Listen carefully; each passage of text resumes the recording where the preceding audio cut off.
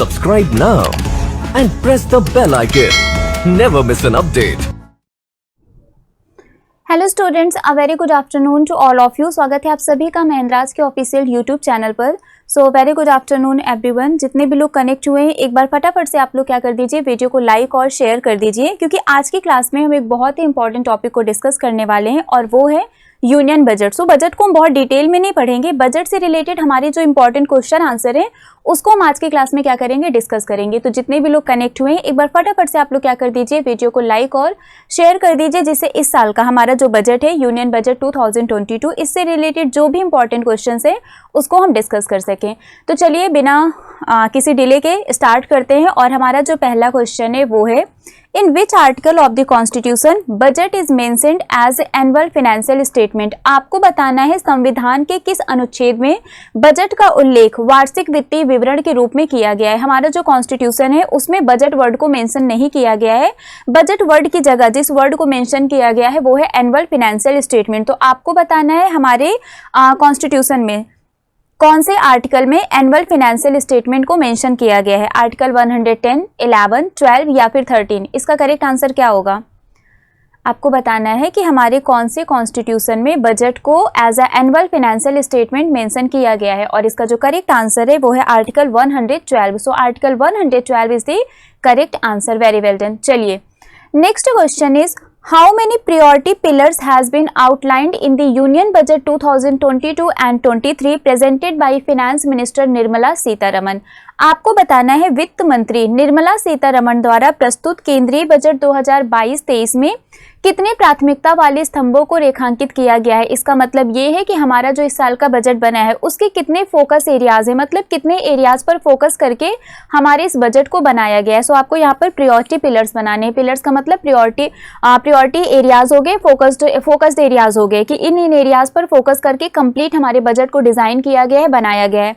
तो आपको बताने हैं कितने प्रायोरिटी पिलर्स हैं इस साल के बजट में, यानी 2022 और 23 का जो बजट है। 1, 2, 3, 4 क्या होगा इसका correct answer?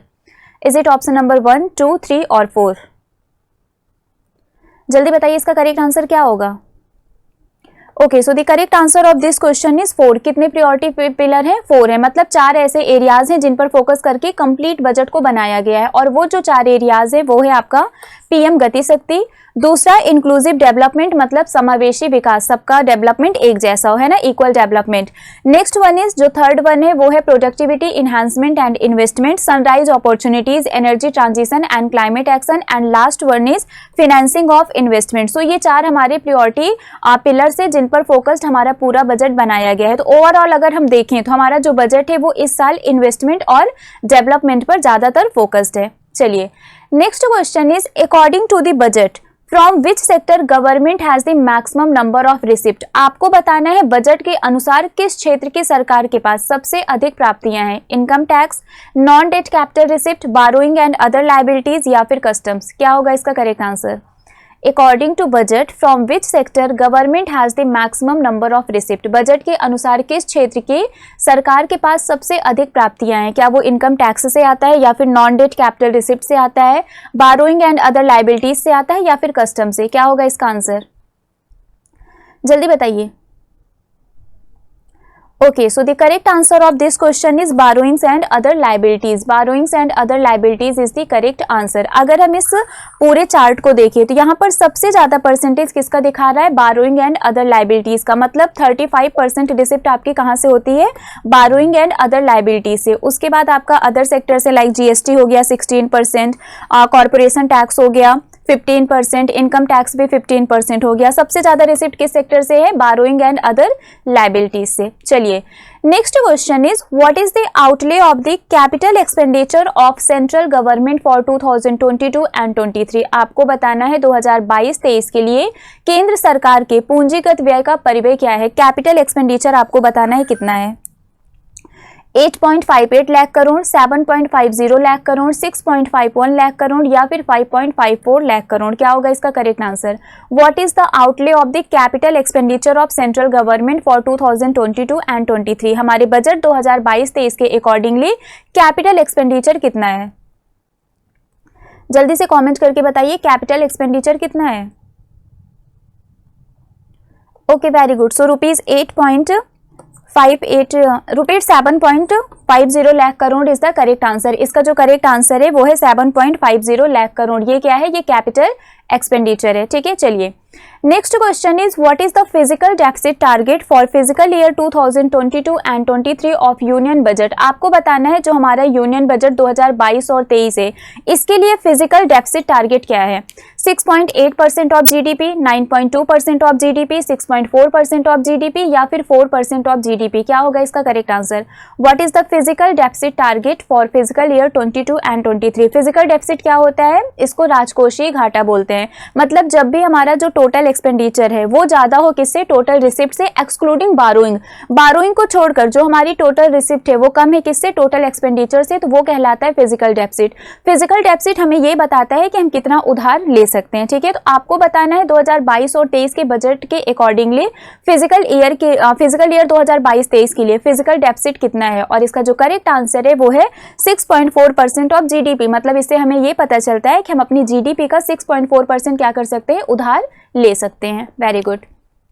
Next question is as per union budget 2022 and 23 national highway network will be expanded by how many kilometres in 2022 and 23? आपको बताना है 2022-23 के केंद्रीय बजट के अनुसार 2022-23 में राष्ट्रीय राजमार्ग नेटवर्क को कितने किलोमीटर तक विस्तारित किया जाएगा?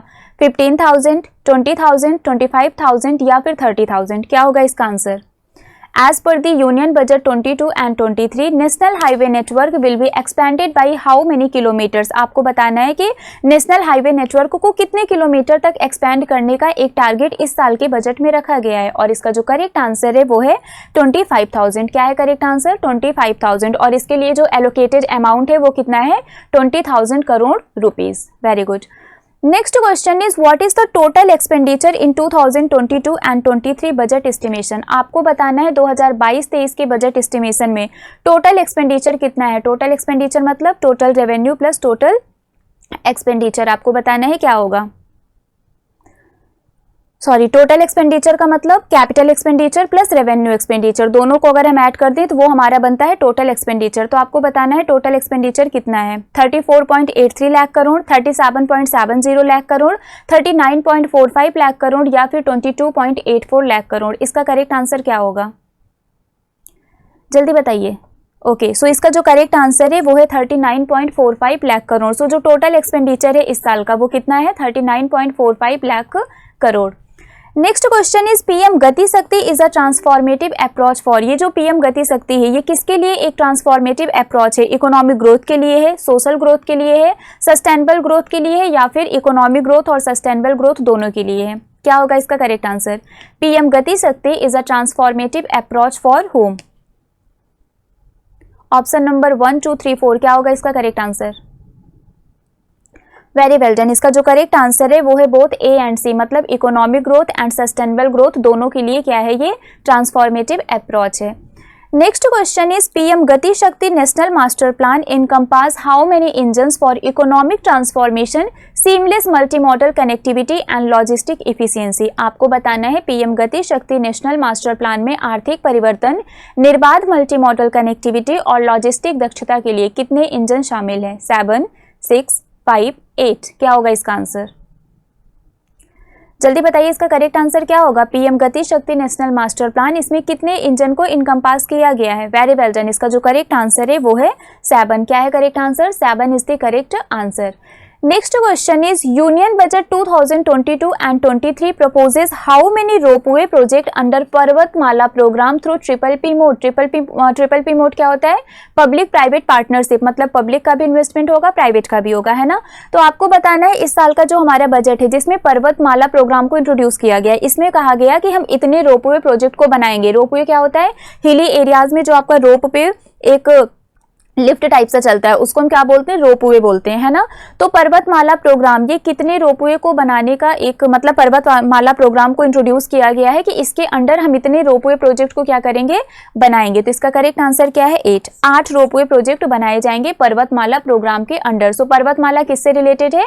रोपवे से रिलेटेड है। जैसे हमारा भारतमाला है ना, भारतमाला हाईवे से रिलेटेड है, सागरमाला पोर्ट से रिलेटेड है, वैसे ही पर्वतमाला किससे रिलेटेड है? रोपवे से रिलेटेड है। चलिए next question is in railways which concept will be there to help local businesses and supply chains. Railway में स्थानीय व्यवसायों और आपूर्ति श्रृंखलाओं की मदद करने के लिए उनकी कौन सी अवधारणा होगी, मतलब इनमें से कौन से कॉन्सेप्ट को इंट्रोड्यूस किया गया है। One nation one product, one station one product, nation as Atmanirbhar या फिर नन ऑफ द एबव। क्या होगा इसका करेक्ट आंसर।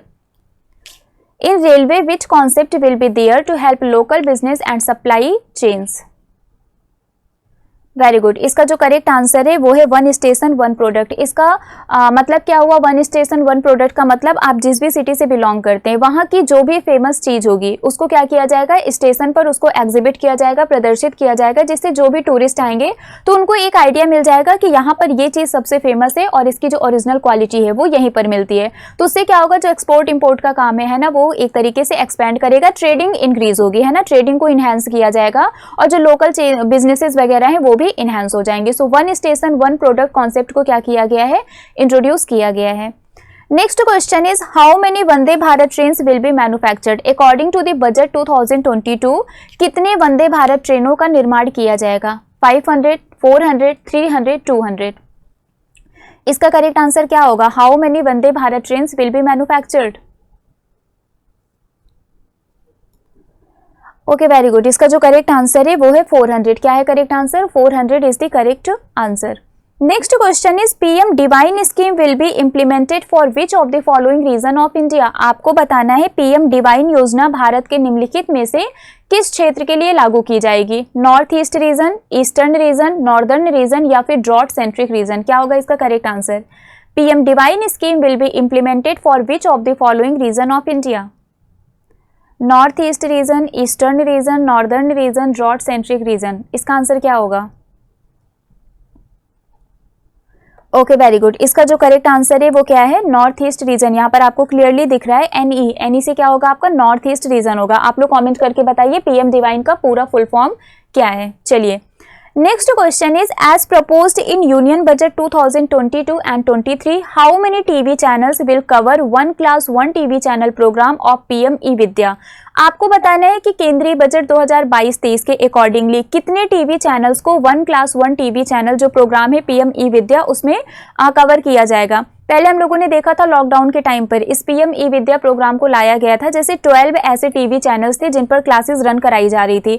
अब उन जो भी क्लासेस टीवी चैनल पर रन कराई जा रही थी अब उसको एक्सपेंड किया जाएगा। पहले ये 12 चैनल्स पर आते थे, अब ये और भी ज़्यादा चैनल्स पर ब्रॉडकास्ट किए जाएंगे। तो कितने चैनल्स पर इसको एक्सपेंड किया जाएगा ये आपको कॉमेंट करके बताना है। इसका करेक्ट आंसर क्या होगा। Okay, very good. So the correct answer of this question is 200. क्या है correct answer? 200 is the correct answer. Next question is what is the target of revenue deficit in union budget 2022 and 23। आपको बताना है केंद्रीय budget 2022-23 में राजस्व घाटे का लक्ष्य क्या है। What is revenue deficit, 3.8% of GDP, 4.7% of GDP, 5.2% of GDP या फिर 6.4% ऑफ जीडीपी। क्या होगा इसका करेक्ट आंसर। रेवेन्यू डेफिसिट क्या होता है, जब रेवेन्यू एक्सपेंडिचर ज़्यादा होता है रेवेन्यू कैपिटल रेवेन्यू से, तो उसको हम क्या बोलते हैं, रेवेन्यू डेफिसिट बोलते हैं।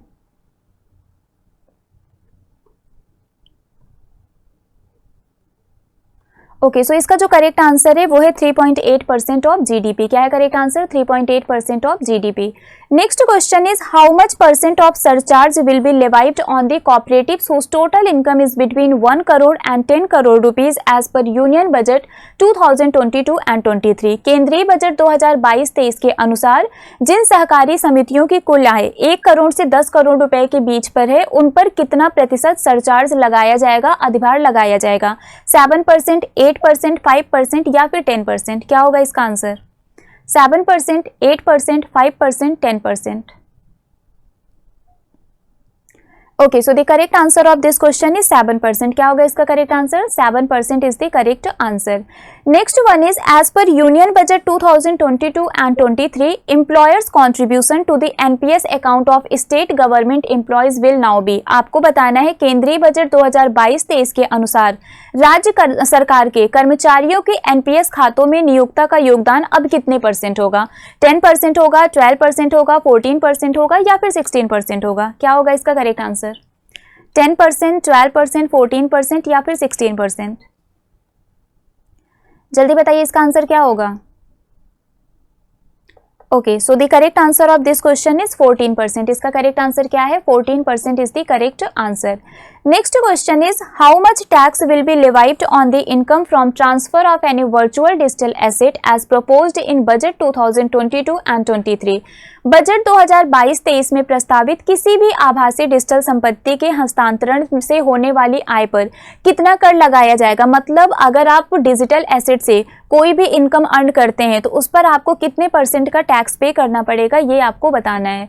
जल्दी से बताइए. How much tax will be levied on the income from transfer of any virtual digital asset as proposed in budget 2022 and 23.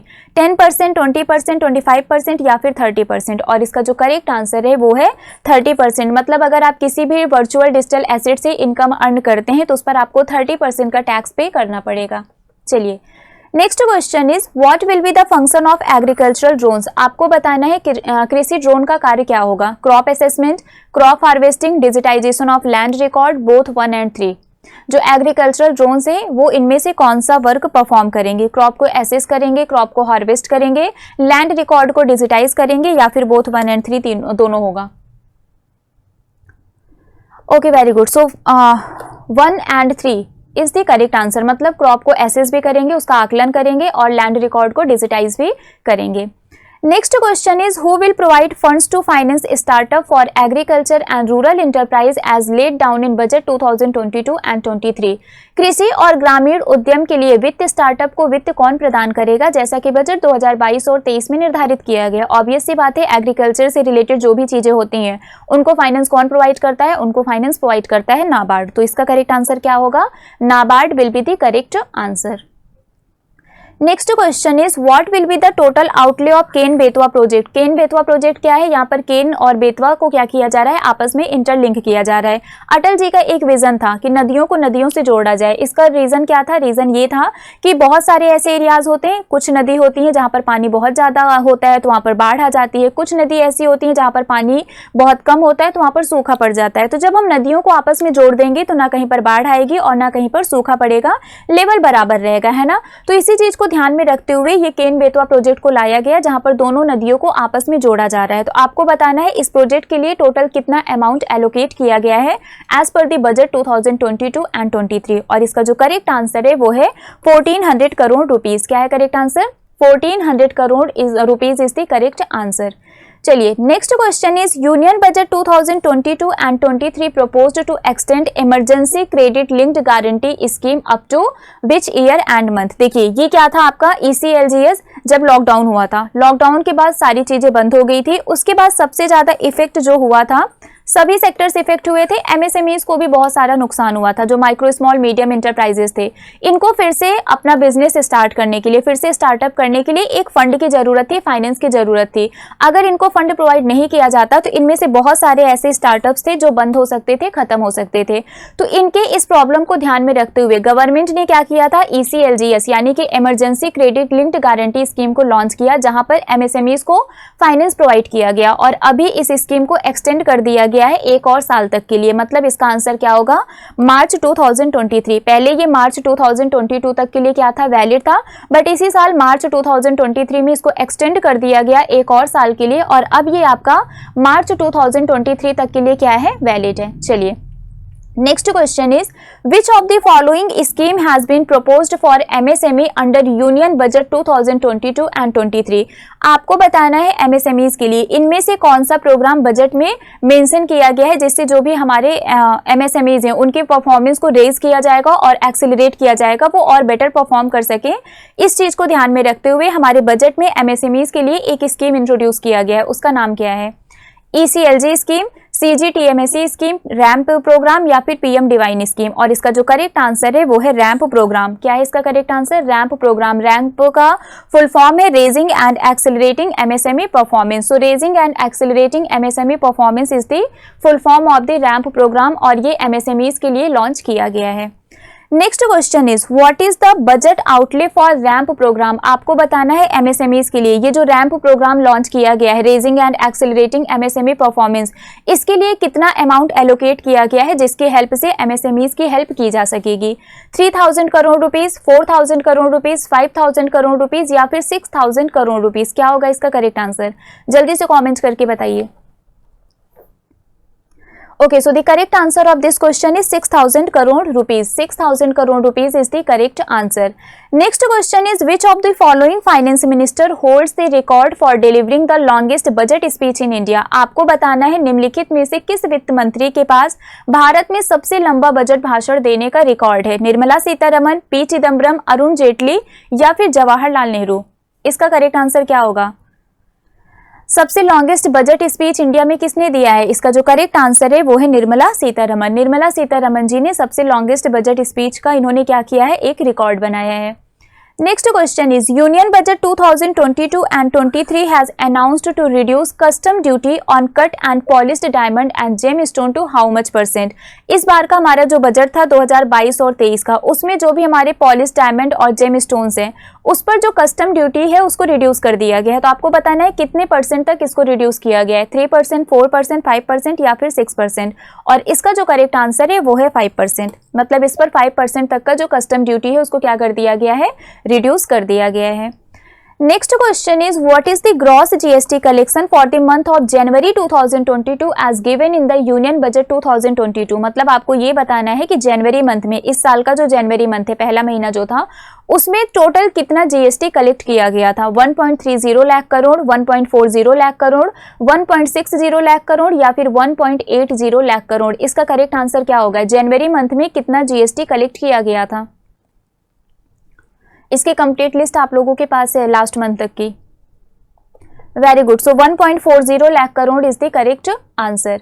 Next question is as per union budget 2022 and 23 tax holiday for startups has been extended till. Tax holiday क्या होता है, tax holiday ये होता है कि एक particular time period होता है जिसमें बोला जाता है कि इतने दिन तक आप टैक्स पे नहीं करेंगे, उसी को हम टैक्स हॉलीडे बोलते हैं। तो स्टार्टअप्स के लिए ये टैक्स हॉलीडे अनाउंस किया गया था कि स्टार्टिंग के कुछ दिन तक अगर कोई भी नया स्टार्टअप करता है तो स्टार्टिंग के कुछ दिन तक वो टैक्स पे नहीं करेंगे। तो ये जो टैक्स हॉलीडे है स्टार्टअप्स के लिए, इस एक तरीके से बोल सकते हैं प्रोग्राम को या फिर इस स्कीम को कब तक के लिए और बढ़ा दिया गया है। फिलहाल ये आपका खत्म होने वाला था बट अभी इसको एक्सटेंड कर दिया गया है 31 मार्च 2023 तक के लिए। मतलब एक और साल के लिए टैक्स हॉलीडे को क्या कर दिया गया है, एक्सटेंड कर दिया गया है। किसके लिए, स्टार्टअप्स के लिए। Next question is which policy has been proposed by union budget for setting up charging station at scale in urban areas. Urban areas में जो चार्जिंग स्टेशन हैं उनको सेटअप करने के लिए कौन सी पॉलिसी को इंट्रोड्यूस किया गया है। देखिए इस टाइम पर जो हमारे ई व्हीकल्स हैं इनको बहुत प्रमोट किया जा रहा है कि आप ज़्यादा से ज़्यादा ई व्हीकल को क्या करें, अडॉप्ट करें। ई व्हीकल को अडॉप्ट करना अच्छी बात है बट यहाँ पर प्रॉब्लम इससे ये आती है कि हम इससे लॉन्ग डिस्टेंस जर्नी कवर नहीं कर सकते क्योंकि ये बार बार चार्जिंग मांगता है। तो अगर आप इससे लॉन्ग डिस्टेंस जर्नी कवर करना चाहते हैं तो जरूरी है कि आपको थोड़ी थोड़ी दूर पर चार्जिंग स्टेशन मिलता रहे, है ना। तो इसी चीज़ को ध्यान में रखते हुए बजट में अनाउंस किया गया कि अर्बन एरियाज में हम क्या करेंगे, चार्जिंग स्टेशन को सेटअप करेंगे। और किस प्रोग्राम के अंडर ये सेटअप किया जाएगा, वो है आपका बैटरी स्वैपिंग पॉलिसी। तो इसका जो करेक्ट आंसर है वो है battery swapping policy. Next question is which of the following portal will be launched to help citizen learn skill and find relevant job. मतलब नागरिकों को जो उनकी कौशल है, जो स्किल है, उसको सीखने में और फिर उससे रिलेटेड जो भी रेलिवेंट जॉब है उसको फाइंड आउट करने के लिए इनमें से कौन से पोर्टल को बजट में अनाउंस किया गया है। Desh stack portal, Udyam portal, e skill India या फिर उमंग पोर्टल। क्या होगा इसका correct answer. Okay very good, so इसका जो करेक्ट आंसर है वो है देश स्टैक पोर्टल। सो ये थे हमारे इंपॉर्टेंट क्वेश्चंस बजट से रिलेटेड। इस साल का हमारा जो बजट था उसको हमने आज की क्लास में क्या कर लिया, कंप्लीटली डिस्कस कर लिया और ये सारे आपके इंपॉर्टेंट क्वेश्चंस थे। बाकी और भी जो क्वेश्चंस होंगे उसको हम नेक्स्ट क्लास में डिस्कस करेंगे। फिलहाल आज के लिए बस इतना ही है। नेक्स्ट हम आपसे फिर मिलेंगे कल सुबह 6:30 बजे हमारी मॉर्निंग करंट अफेयर की क्लास में। Till then bye bye guys, take care, thank you so much.